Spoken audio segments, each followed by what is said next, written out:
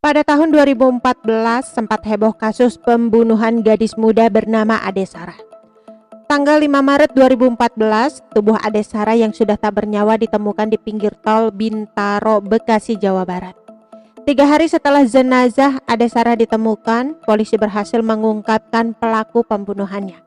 Pelaku yang menghabisi nyawa Ade Sarah tak lain adalah mantan kekasihnya Ahmad Imam Al-Hafid bersama sang pacar baru Ashifa Ramadhani.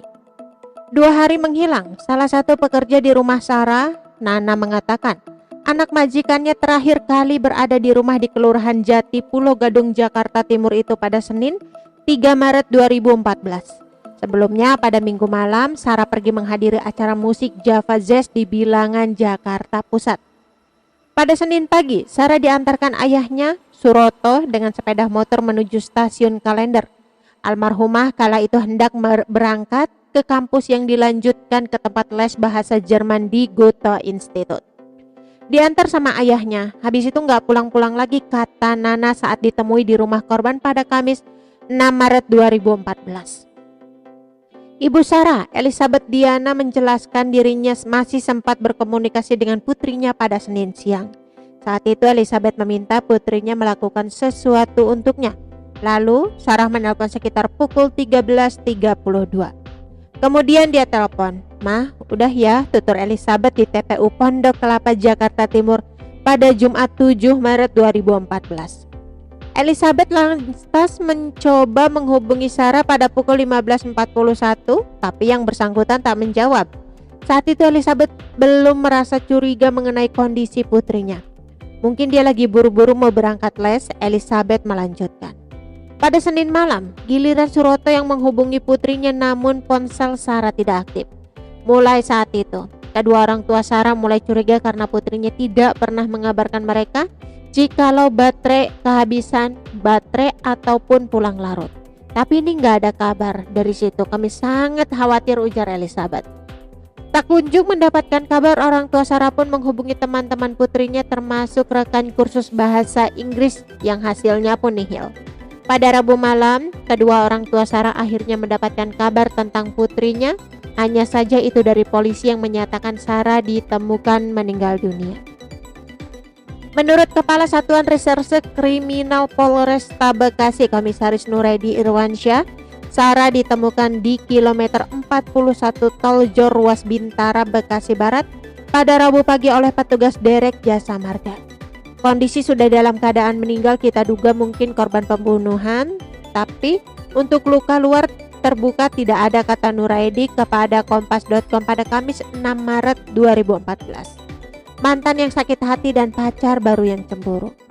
Polisi tidak membutuhkan waktu lama untuk akhirnya menemukan pembunuh Sarah, yakni Hafid dan Afisha.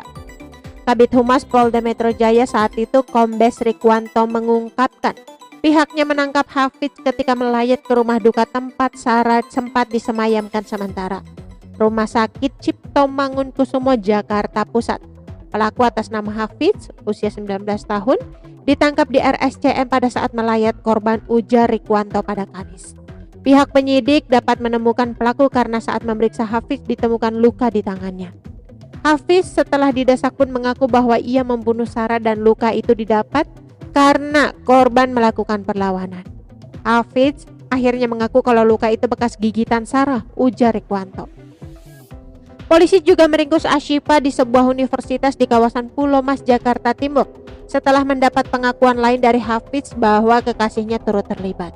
Kedua pelaku membunuh korban di dalam mobil Kia Visto milik Hafiz. Cerita pembunuhan tersebut bikin geger kala itu karena Hafiz merupakan mantan pacar Sarah, sementara Ashifa adalah pacar baru Hafiz. Ketiganya sendiri sudah saling mengenal sejak sama-sama bersekolah di SMAN 36 Rawamangun, Pulau Gadung, Jakarta Timur. Sakit hati menjadi motif keduanya membunuh Sarah, meski alasannya berbeda. Hafiz membunuh Sarah karena sang mantan tidak mau dihubungi lagi, apalagi bertemu. Sementara Ashifa cemburu dan khawatir pacarnya kembali berpaling dengan Sarah. Kepala Resor Bekasi Kota Kombes Priyo Widianto kala itu mengatakan, Ashifa berhasil membujuk Sarah untuk bertemu karena ingin diinfokan soal tempat les yang korban ikuti. Kedua perempuan itu pun bertemu pada Senin. Hafiz menyusul mereka pada pukul 19. Sarah kemudian diajak masuk ke dalam mobil Kia Pisto milik Hafiz.